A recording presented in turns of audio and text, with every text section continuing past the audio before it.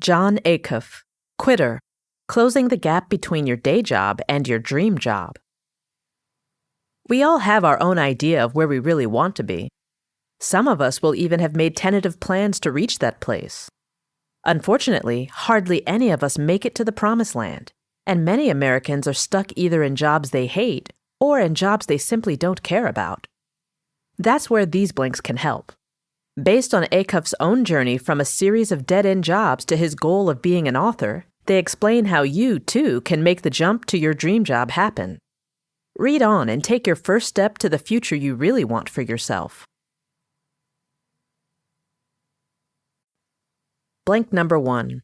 Finding your dream job doesn't start with quitting your current one. A survey in the United States in 2011 showed that 84% of employees plan to look for a new job that year. That's a huge number, isn't it? You might have even been one of them. Yet how do you go about finding this dream job? By quitting your old one? Well, no. Don't quit your day job. If you quit right away without planning what to do next, 2 things could happen. First, you might replace your old boss with new mini-bosses that were previously hidden. That means your electricity bill, your water bill, your health insurance. In short, bills. When they rule your life, there's not much chance of being your own boss. Second, your personal relationships can be put under pressure. Worrying about money leads to an unhealthy and neurotic mindset. You might find yourself shouting at your partner for spending too long in the shower and causing the water bill to go up, for instance. There's a wiser way to find your dream job. Keep your day job. Well, at least initially. Why? You run less risk of getting sucked into an opportunity that isn't actually good enough. You don't have to feel forced into accepting any old offer just because you have no others.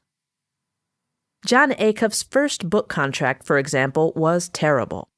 A publisher offered to buy the book for nothing, keep 100% of the profits, and then sell copies back to him so he could then sell them via his blog.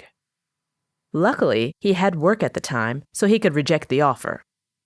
Imagine if he'd been unemployed and desperate. It probably would have been a completely different story. Of course, staying in your day job also helps you maintain a disciplined and healthy lifestyle, whereas being unemployed can lead to procrastination and unhappiness. And we want to avoid a negative state of mind. Blank number 2. Hinge moments can help you rediscover your dream. Some of us have a vague idea of what we'd like to be doing in life. Like, I'm an accountant, but I want to be an artist. Yet not everyone can see their path with such clarity. Some of us want to pursue a dream without even knowing what it is. So how can we recognize our dreams? Instead of asking the overwhelming question, what do I want to do with my life? Ask yourself a more manageable question like, what have I done in my life so far that I really loved doing? Dreams don't suddenly appear to us as surprises.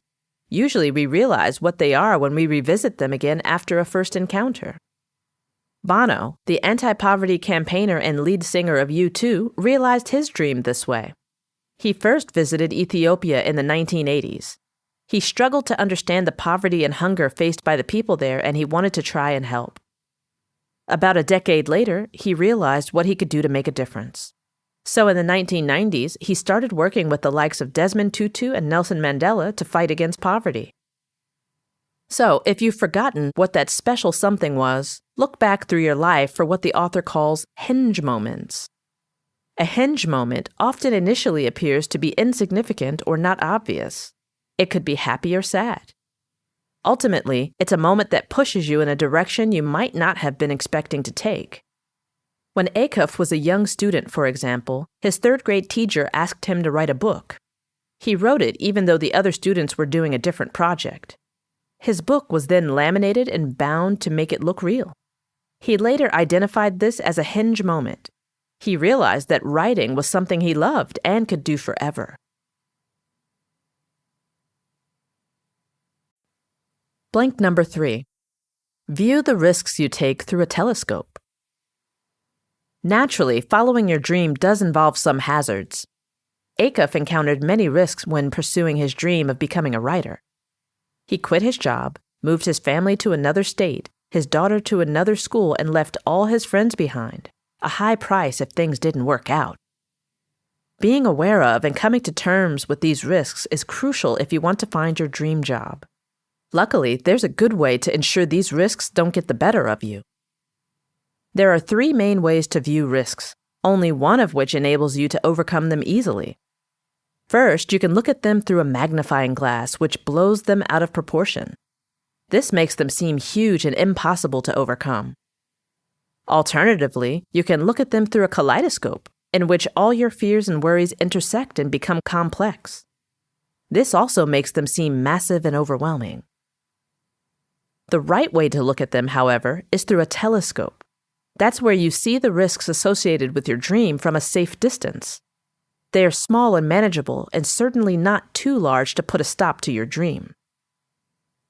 One common risk is perfectionism. Don't become a perfectionist. It's better to be 90% perfect and share your ideas with the world instead of hanging on and waiting until you're 100% perfect. Blank number 4. Use your day job to find your dream job. We saw earlier that you shouldn't quit your day job if you want to successfully chase your dream job, but you might have been thinking, I hate my job, I can't keep it any longer. If that's the case, try thinking of how you can get your terrible day job to direct you to your true calling. Your day job can actually give you the time you need to realize your dream. For instance, when Acuff worked as a copywriter for Autotrader.com, he had time to develop his dream of becoming a writer. His day job allowed him to make mistakes that didn't cost too much. He could try new things with less risk.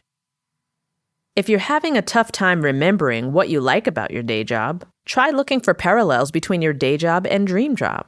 You can almost always learn things in your day job that will benefit you when you have your dream job.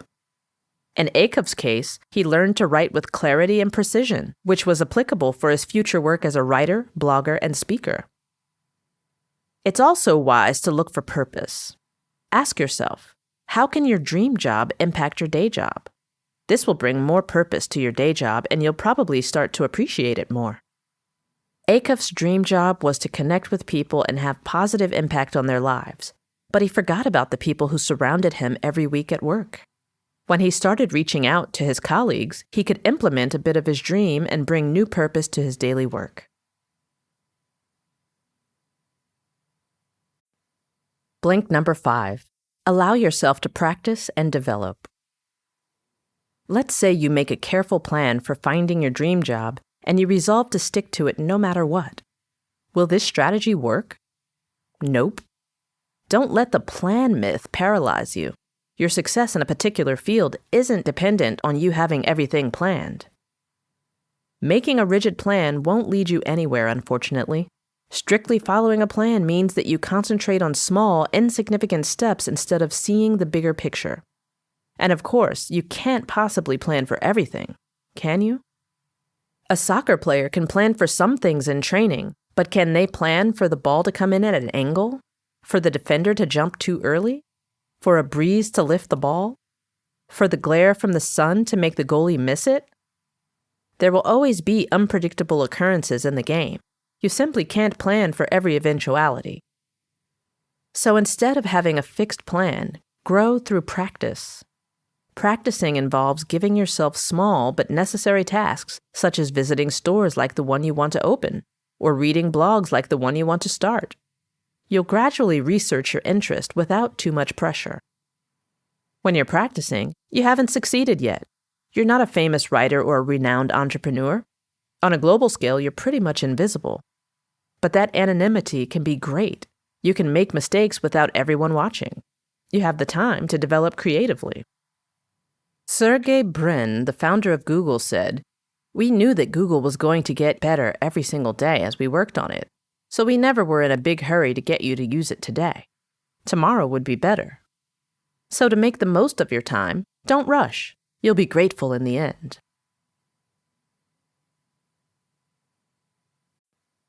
Blink number 6. No dream will come true without hard work or hustle. Many of us imagine that one day our dream will somehow fall into our laps. it will appear out of nowhere, like something from Cinderella. Unfortunately, things aren't this easy in real life. If you want to succeed, you need to learn to hustle. Hustling is slang for the effort you exert to make something happen. You should concentrate on using it at certain times. It's better to work hard or hustle in the morning. This is because the excuses haven't woken up yet. Few people balance their checkbook, return a call, or find something good on TV at 5 a.m. It gives you a natural boost for the day, and you feel good about making a positive start by having achieved something. The opposite is true for night owls, however. Night owls face short-timers disease. They're less likely to stay focused during the day. They're counting down the minutes until they get back to their dream job at night. Hustling also requires you to monitor your progress without measuring your success against your competitors. Nothing good comes from measuring yourself against others. If you're beating them, you'll get cocky and lazy. If they're beating you, you'll get discouraged and depressed. However, it is important that you measure yourself. Would you start a diet without measuring your body fat beforehand? In the same way, you need to have a gauge to see how your dream is developing. Just be sure not to let those numbers control your dream. For instance, Acuff was fascinated by Google Analytics, which tracks activity on a website. He became so engrossed in it that he started defining his self-worth by the number of people who read his blog. Not good.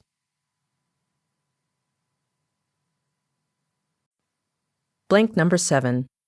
Define success realistically and by your own standards. We all want to be successful, right? But should we chase success above all else? Success can actually be dangerous if we aren't prepared for it. If you suddenly become famous, you'll find your life changing. You'll get more attention. People will start telling you whatever you want to hear to get on your good side. This might make you arrogant and less aware of your mistakes. The 2008 financial crisis was a dramatic example of this phenomenon. Author Malcolm Gladwell blamed the crisis on overconfident leaders who believed that they could control the economy and ignore any risks. Their arrogance resulted in a major error. To ensure that you don't let your success affect you like this, keep a realistic vision of success. We often tell ourselves we'll finally be successful when we've got enough. But what exactly is enough? A football player, for example, might say it'll be enough when he wins the championship. But then he'll spend the next year expecting to be rewarded for being a star player. His enough will never be enough. It's much better if we're more realistic. Instead of never having enough, define how much enough means to you and concentrate on achieving it. Acuff uses a service that allows him to email himself in the future. He tells himself what enough is. In one email, for example, he defined enough as having a wonderful family and a good job. When the email reached him a year later, he was going through a period of intense success. His previous definition of enough helped him to realize that he didn't actually need anything more. Chasing his dream would have only hurt him. So remember to have a realistic perspective on whatever you want to do. Define what enough is for you so you won't lose sight of your goal. Blank number 8. Know when you're ready to finally quit your day job. Once the practice and planning is over, it's finally time to quit your day job. Your dream job should comfortably fill your empty schedule. But before you drop everything, make sure you've got a few things in order. First, give your dream job a test run so you can fully know that your plan will work out. Acuff, for instance, didn't start working for Dave Ramsey, author and broadcaster, until June 2010, even though he offered Acuff a job in 2008. Right workplace, wrong job. Next, make sure you have a strong support network. This is critical in achieving your dream. When Acuff moved to Nashville for his new job, he had a supportive family which made it easier for him to make the decision. He drew security from his support network, his wife, his brother, and the fans following his blog. It also doesn't hurt to make a list of any potential risks.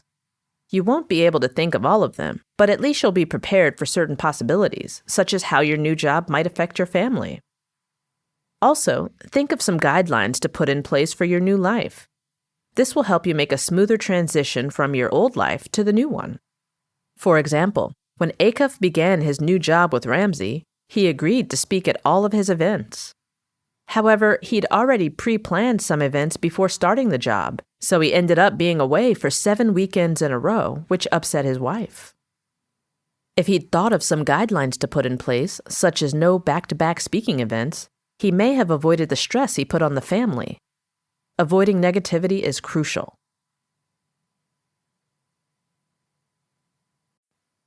Blink number 9. Don't become too negative. It can cause you to fail. There are 3 main ways in which you could prevent yourself from closing the gap between your day job and your dream job. Let's examine them. Many people view their lives as somehow removed from their jobs. They see a clean distinction between work and personal life. But this isn't always easy to achieve. Why? Because in certain ways, your work defines who you are. Imagine an accountant who says, "I'm not really an accountant." What they really want to say is, "My current job doesn't define who I am." If they had a job that they identified with, they'd be more than happy to say, "I am a novelist." Have you ever noticed how musicians often begin sentences with, "as a musician"? This is because they are happy with identifying themselves as musicians. Music is their passion. They're following their dream. People often think of their day job as just something to fund the rest of their lives. But that diminishes their value. Your job probably also provides social interaction, opportunities to help others, a sense of accomplishment, and the chance to practice working toward your dream. So don't just fund your life. Get out there and live it. Lots of people assume that their work will never be fulfilling, but life doesn't have to be like this. Of course, it won't always be fun, but work is really a good way to bring change to the world, or at least your own world. While working his day job during the recession, Acuff partnered with readers of his blog to raise $60,000 in 25 days. 2 kindergartens in Vietnam were built with the money. Remember, a day job doesn't necessarily mean you can't accomplish fulfilling things. You just heard the blinks to Jon Acuff's Quitter. Its key takeaway is that your dream job isn't going to fall into your lap. You need to plan it before it can take shape. So don't quit your day job immediately. Use it to help you transition into making your dream come true. Write your own definition of success and make a flexible plan. With dedication, preparation, and positivity, you'll be able to close the gap between your day job and dream job.